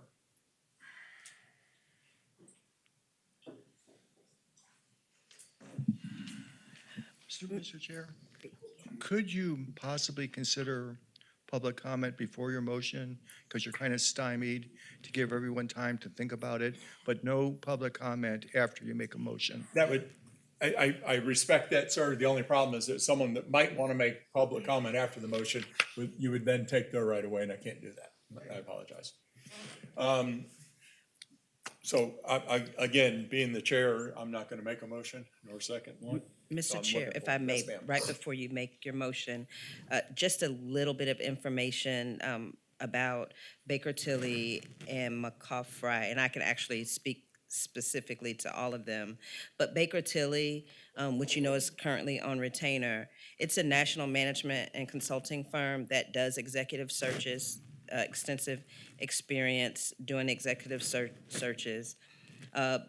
McCaw Fry, same, they specialize in the utility industry. That's what I was leading Those toward. are the That's- two that I heard you talk about, but if you want to hear about the others, they all have experience doing While you're executive doing it, search. please, I mean, just go ahead. Okay, so Colin Basinger specializes in local government executive searches, so more of what general government would use. CPS HR Consulting specializes in executive searches, also local and state, and the same with Gov HR. So the out of the 5, the 2 that may have the most experience with utility searches would be Baker Tilly and McCaw Fry. Yeah, and McCaw Fry, like I said, that I think is their specialty, is utility. Then I'll So make that's a what they do. motion to move forward with Mike Off and Fry. We have a motion on the floor? Second. We have a second. Okay, public comment. Thank you, Mr. Connors, for your input before. Yes, sir. I cannot believe the difference in this room with Mr. Walker. I don't know the man, and, but I've always been impressed with him. I think we need to consider, given the gargantuan task that you have fallen into, and given the fact that many of you have day jobs, to consider forming committees, not just of Mr. Lawson, but like Mr. Lawson and Mr. Coates. I would like you to consider getting a blue ribbon utility advisory board that's not comprised of political hacks that serve as cheerleaders for failed policies, like the chamber did with the Blue Ribbon Commission that led to the Perry legislation. We have a lot of people like yourselves with tremendous expertise that care about their community and that are willing to, at no charge, try to find solutions to very complex problems that are critical and that must be addressed properly. So this is a time to, not necessarily go forward as an entire board, to break off into committees, and to consider, I think, a real utility advisory board with real experts that are willing to help you effectuate 1645. They're out there, people like myself. We spend a lot of time on money, educating ourselves about GRU, and we're a resource that I think you can utilize better than on these 3-minute interludes, which I appreciate. But, there's just a lot of people out there that's already given a lot, that know what the problems are, and they can help you find the solutions that I know each and every one of you want to find. If you fail, not only is your own reputation ruined, but Keith Perry, Chuck Clemens, possibly even the governor, and there's people out there that they will destroy GRU just to make a political point if they haven't already. That this thing is in the dumpster financially. You just look at that budget presentation, 1.8 billion in assets, 1.8 billion in debt. Are you kidding me? All to finance failed political decisions that make no sense economically at all. I would consider appointing a new interim GM from in-house so you don't have to rush to find people that are not going to falsify official records, conceal the amount of the transfer, and intimidate the executive team. That takes the time pressure off you. Thank you very much, sir. Do we have another speaker this time? Mr. Shepherd. I'm Don Shepherd, and I think that we've used Baker Tilly in the last X amount of years. We need to find out how long the city has used this firm and what has they done to take and improve our city. That's where the foot steps before the other foot. We just need to stop kicking the can down the road. And that's what has been going on in the city of Gainesville for 50-some years. And I want to stop that. I was so proud to hear that the state stepped in and took measures to take and represent Tony Gillingham and GRU, because this is what we needed, because this city is spending stupidity, the unrealistic money for things that don't need to be done right now. We got a sidewalk that just come up in front of the juvenile detention center, and the juvenile detention center's not even built. That's unexpected money that didn't need to be spent. We got $40 million in the GTEC company, what's it, CRA, excuse me. And this $40 million, we need to look at the finances of this city. GRU owes it to itself to take and have a person, an auditor, look over the finances of this city within the last 50 years, and how are we going to move forward to make it better for our city. I've already done all of that work. I've taken the steps in the 14 years I've been trying to be a commissioner or mayor. I've done it. I could pay all these debts off within 3 months. That's what I'll state here before you and God. In 3 months, if I was elected to mayor, I would take and prove to you people that we can work together, not separately. And that's what the city's been doing. They've been making GRU the piggy bank of this city. And the university has been looking the other way. No, make GRU and the university work together hand in hand. The stupid move they made years ago of allowing the UF to take and have their own utility, their own water treatment plants. Oh, no, that should never have happened. Everything should have been done under the city because they're in the city and the revenue should have gone to the city, not to the university. This other group that they got right there is another thing. It's free money being taken away from our city. We need to put this back in our city. Our realtors, money taken away from our cities. Thank you very much, Mr. Shepherd. We need to look at those finances and go forward. Thank you, sir. Next speaker, please. Thank you, sir. Good evening. My name's Ted DeBracke. I really didn't come prepared to talk about this, but back in 1989, I was elected to a school board in Pennsylvania. And in 1991, 2 years after that, our superintendent resigned and we had to basically replace them. It was a rather extensive experience for the board members because basically you're hiring the guy who's in charge and makes all the other decisions as far as hiring people, budgets, and setting things up. I can tell you that even to appoint the search firm, we went through interviews with probably at least 3 different companies where the entire board met in private. I mean, we had sunshine laws, but one of the things under sunshine laws is generally a personnel decision like that can be done in closed meetings. So yeah, we interviewed those 3 firms and then finally voted in a public meeting which one we were going to pick. Then the search itself, like you said, took probably 4 or 6 months to eventually get to finalists. I mean, we probably had 50 different applications, 7 different semifinalists, 3 in the last round. I would venture to say we spent each individual board member, actually together, in all these closed sessions, we probably spent 50 to 100 hours finding our next superintendent. So it's not a trivial matter. Even the selection of the firm to do it, yeah, maybe you have some that are okay, pick one, or go through a detailed interview process just to find them. So it's not an easy thing to do. That's all I'm saying. Thank you, sir. Do we have another speaker, please? Thank you.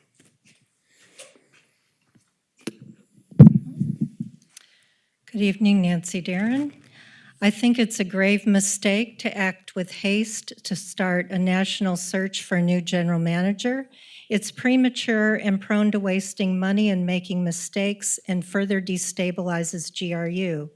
I urge you to postpone starting a search for a new general manager at least until after this upcoming budget season and give Mr. Cunningham the year you said you would. GRU has undergone way too much upheaval and is in a very uncertain transition to this new governance structure. The rating agencies and banks have given notice they are watching you, the authority, with eagle eyes, as mentioned numerous times in the S&P report, including, quote, given a lack of clarity on the direction the new board will take, we view governance risks as moderately negative. Stability and consistency are key to navigating these waters. Mr. Cunningham is highly respected by staff and employees, and with a long track record, he provides a continuity of leadership and management, sorely needed as we enter the very intensive months of the budget process, which, other than you, Mr. Carty, you have not gone through. Starting a search before you have a better understanding of GRU and the qualities of leadership, management, communication that are needed looking into the future with the IRP process underway would be a wasteful time of time and money. And yes, we're highly leveraged. We have a situation, but we have managed it with great professionalism, Why do we still have investment grade ratings despite the leverage? We do. We've kept it. And part of it is a long history of consistent governance, of good management, of putting in the defeasance and the liquidity. We have won 2 national awards for safety and reliability. A failing utility does not have that happen. So I urge you to look at and learn and get through this budget process with a stability that doesn't completely destroy our credit ratings, which will cost us a lot of money. And you all, if you were to step into any of each other's business, you wouldn't start just making decisions right off the bat, I would hope. I mean, this is a municipal business. Running it like a business is not like a private corporation. There are the Federal Reserve, there's just all kinds of criteria legally and with the Federal Reserve and the SEC and the ratings agency that a municipal utility business is a different entity. Thank you. Thank you, ma'am. Next speaker, please. Good evening. I'm Jeffrey Shapiro. I just wish to second every count of what Ms. Darren had to say. I think you're all facing an extremely complicated situation in the wake of a highly flawed law, and those are big problems for you. And to dismiss Mr. Cunningham, who has done an excellent job to date, without much thought at all, simply trying to divorce yourself from the past, is a big mistake. So I would recommend that you just not search for anybody at this point, too. Same as Ms. Darren noted. She said it well. Thank you. Thank you very much. Next speaker, please.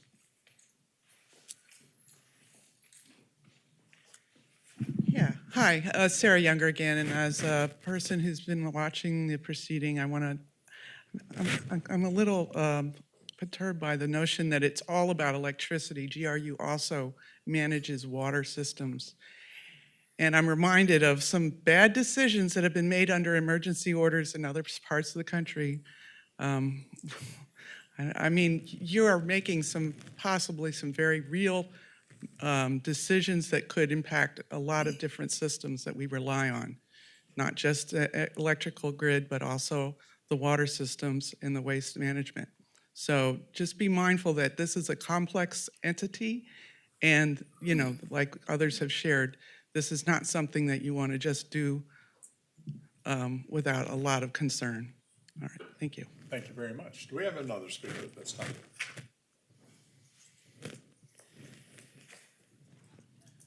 Good evening, Chad Roth, not a city resident, but a ratepayer and a Gainesville utility customer. Boy, just seeing, the word stymied was used here just in this process of even finding a search firm for a new CEO and general manager. And boy, I think you got a good chance right here to step back and make a right decision. I think all of this is as if that's the problem or the answer. And I think you guys know that's probably not. And if it is, set some metrics for Mr. Cunningham and the senior team, whether that's 12 months or 18 months, and then get in that process. There's a lot of stuff that needs to be done, and I think you're going to need to leverage a senior team that's here and can serve in a good way to move the ball down the field. I don't know, 3 of you looked at Mr. Cunningham a couple meetings ago and said, you're our guy. And I don't know where the pressures come from, but I think you got a chance to make a hard and a good decision to go, you know what, right now we do need to tackle some things. And I think you're going to need Mr. Cunningham and the rest of his senior team to do that and to do it well. But again, you could set some metrics later, and you can hold him and his team accountable for that, and then make that decision. Right? Doing it now seems like it's taking the ball off or the eye off the ball. Boy, this notion of a hostile work environment. I mean, that was. I'm still stunned by that, Mr. Coates, and what was, quite honestly, just a bizarre kangaroo court. And you used the words a hostile work environment. They didn't. And I'm quite frankly, I'm shocked it was even allowed to happen. But I would ask you, let's use the team that's here, and then set some metrics, and then make a decision. Hey, Mr. Cunningham, you're not the right guy at that point. But right now, there's a lot that needs to be done. I think you're going to need the team. When it's unstable, you got people going. You got people, not doing what they need to be doing. And quite frankly, you've heard from people at GRU that stability is important. Right now is not the time to go on a search that we can't even find out what the right firm is. So please make the right decision to table this in terms of replacement. Let's move on with some really important stuff that I think you could use the team in a good way. Thank you. Thank you very much for your time. Any other speakers at this time? Seeing none, bringing it back to the board. Any discussion by the board members at this time? Seeing none. All in favor of the motion on the floor, which is to hire Mykoff and Fry, excuse me. Mr. Chair, Yes. before you proceed, there was one aspect of that option that we didn't clarify, Go ahead. which was bullet B, which says GRUA authority provide an upper limit ceiling on amount of search plus cost for on-site interviews. Do you want to proceed with discussing that now to determine that? Yes, thank you. Okay. So what your estimation is $25,000 to $50,000, correct? Yes, sir. And so that would be the range we'd carry over, I'm assuming. Yes, sir. Maker of the motion? No issues. So you want to amend your motion? Yeah, we can amend the motion Okay. for the amount that was Seconder? stated. I'll second it. Okay. Motion's been amended. Okay, all in favor of the motion on the floor, say aye. Aye. Aye. Anybody opposed? The ayes have it, unanimous. Thank you. Mr. Chair, and the last item is 2024-37 joint meeting with the City Commission. Okay, this is you. Well, Mr. Chair, I originally made this suggestion pre the city releasing the various statements and the press releases. So the questions that I want to answer were actually answered in those press releases and in those recent interviews. So I'm good. You're pulling? I'm pulling that. Okay, no problem. Do any of the members have any feeling about that? I mean, I know I have, something to say about this. Anybody else? Well, go ahead and you may Well, cover it. And okay, no problem. Yeah. It goes back to our original charge. There's a lot of things the city does that helps a lot of people. Okay, there's no doubt about it. As a city commissioner, I mean, we struggled a lot of time with budget. But again, our charge wasn't to go sit with the city and figure out what works out best for them. It's what works out best for the utility. So that's why I personally wasn't in favor of that. And that being said, there's nothing stopping any of us from meeting with the city commissioner or citizens. I go to the bagel bakery, I meet with them, I listen. I think that's part of our job. So if you want to talk to a commissioner, I happen to know that several of them will not reach out to us because they're afraid of interfering with us. So if you need to talk to a commissioner, most likely you're going to have to contact that commissioner and ask them their opinion, which you're allowed to do at any time. I think that might be the better path personally. So that's just my thoughts.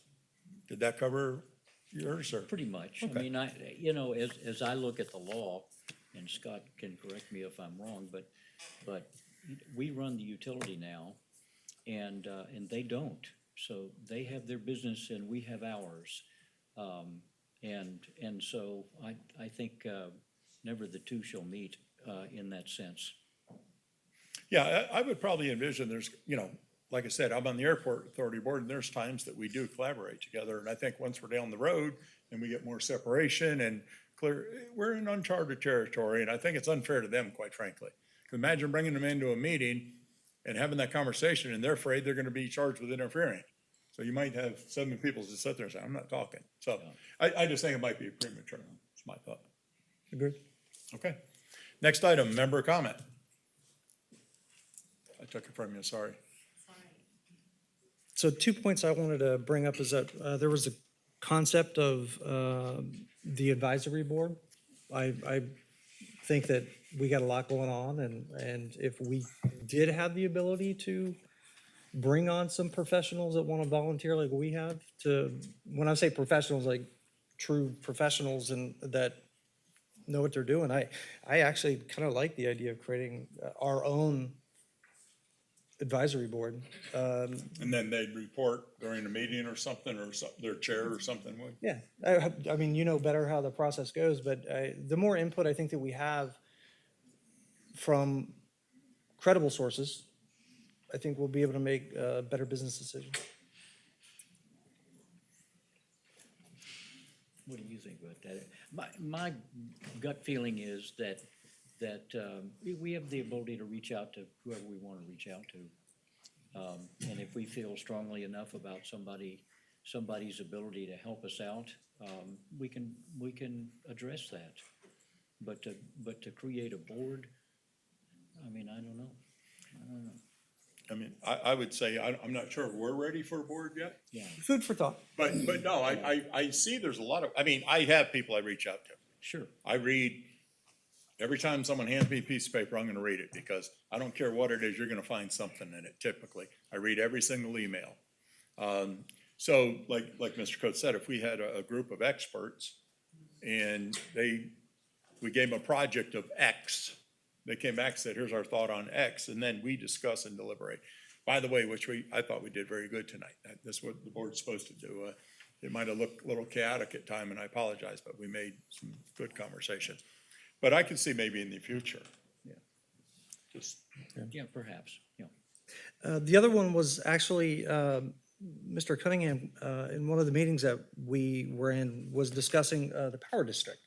Yeah. And sorry, the power discussing power district, district. it's the former, Everything around us. Yeah. and frankly, I think he had some good ideas that I think if we could basically have an understanding of what's happening with the power district, I think your idea, and I'll kick it over to you, Tony, was to break it up and RFP it and see if we can liquidate it and pay off some debt. So I'll turn it over to you. Yeah, appreciate it. Mr. Chair, members, so the plan was to bring back to the board a few different approaches. So one approach, as Member Coates shared, is to parcelize the power district. So historically, there's been a couple of processes over the last 12 years where they try to market the whole thing as one entity, and those have been unsuccessful. And so one thing we were looking at was, do a plat, parcelize it, and kind of start breaking it up. Another would be to market it holistically and determine if we can get out there, we have a buyer, where the market is, the commercial real estate market is, and see if there is a buyer for the whole thing like we've done in the past. Have somebody do an RFP, have somebody come in to be the marketer of the property and to move forward. The intent, so I think it's our intent, and if the board's amenable to it, is to bring those options to the board weigh in on the kind of the best path forward, and then we pursue those holistic, like full blast. Because I think the biggest thing that we're trying to accomplish is doing this as quickly as possible. It's been 12 years since we really have moved out of this area. We have this asset here, this property. We have debt to pay down. It would be a good thing to move forward and to as rapidly as possible. And so we're looking for the biggest return as rapidly as possible. And so bringing those options to the board in one of the next couple of meetings and having the board weigh in and give direction. I love that. Okay. I mean, you and I had that discussion. It's, do you do the whole thing or parcel? It's the question. Because if you get one bad apple in the parcel, it kills the whole thing. But I think you can control that. In the past, there's been a lot of restrictions, so that's why it hasn't gone through. We did miss one item that we added to the agenda. Someone wants to make a motion if Mr. Lawson would accept the lead in the search. Nice not bringing that up, sir. I'm sitting looking at my notes and I go, okay. So basically, I would love it if you would. I think you are the most qualified to do this. And as we go through the So that's process. basically to be a liaison. Yes, sir. With the consulting group. Yes, sir. To evaluate sort of the whole process and then to be the filter to bring back, but to bring those back to the Yeah, board. yes, sir. Yes, sir. Yes. And this is, in my opinion, right up your alley. So when the real estate comes up, I'll help with that. So looking for a motion. Kind of feel that Eric needs to make that motion himself. Well, he but can say no. I don't want to throw him onto the coals. Yeah, but people don't like making Well, I'll motions so about move. themselves. Okay. Receive someday, second say. Okay, so the motion would be to have Member Lawson, chair, for all practical purposes, the search committee for the new CEO, general manager.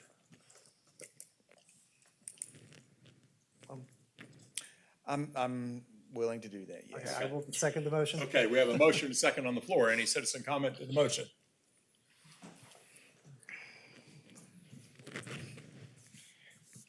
What I'm seeing, my name's Donald Shepard, what I'm seeing is, this gentleman over here hasn't had any say. And I think this gentleman needs to have some say in that. One. Two is that, I think Mr. Larson would be a good candidate for it, but what about his decision? What about his decision? We, the public, we didn't hear that. What their opinion was and what they would like to do of that.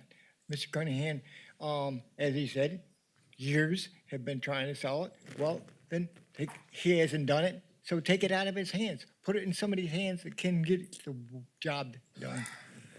That's what I have to say. And I appreciate you gentlemen being here. And I'm privileged to taking an honor to take and meet you. And I'd like to give you my business cards so that you know who I am and you can contact me. That'd be great That's after the allowed. meeting. Yes, sir. It's allowed? After the meeting, you can do that, sir, of course. Okay. Yes, sir. Thank you. Thank you. Thank you so much. Any other speakers today? Seeing none. Back to the board. Any discussion from the board? Motion on the floor. All in favor, say aye. Aye. That's unanimous. Yes, Mr. Lawson did vote. I appreciate that. We were in the process of member comment. Is there any other member comment at this time? So I would just like to say I appreciate the meeting tonight. There were no surprises. I prefer meetings where we have plenty of time for things on the agenda. We have time to study and prepare so that we can make better decisions. I think it took a decade and a half for our utility to get in this position, and we're not going to turn the ship overnight. And so I appreciate the time that we're all putting into this.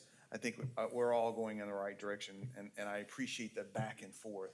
Certainly, we have some difficult discussions upcoming with regard to the general services transfer and those, but there's a lot of other things that I think we're going to be able to move quickly through. Certainly, the IRP, I think, is going to inform a lot of sort of where this utility goes. And all these things that we talk about when I meet with Mr. Cunningham is, tell me the impact ultimately to our customer. That's what I always want to tie it back to. So as they present their recommendations, that's what I'm always looking for, is how is this going to impact our customer and the health of the utility at the end of the day. Yeah, without doubt, and that's our charge. So, couple of things. I think we need to, I was sort of, someone mentioned that, not sure we have our rules for our particular meetings outlined. So that's something we'll get together with, just how we sort of handle ourselves during the meeting, go through the chair, like the citizens and the ratepayers that come through the chair. We want to make sure we go through the chair. And, you know, the general manager and I set the agenda. Anybody who wants to put anything on the agenda, definitely get it to Tony. That keeps us safe. And then if we're going to pull something, Tony and I'll discuss it and we'll go from there. Scott, anything to add on that? Danielle Adams, who is one of the attorneys in our group, is already working on rules and procedures, so she's got that, and I'm sure we'll talk about that Friday morning at our. Yeah. And we just have to try to get up to speed as we're going, and it takes a moment, and I do appreciate everybody's patience. So, with that said, we are adjourned.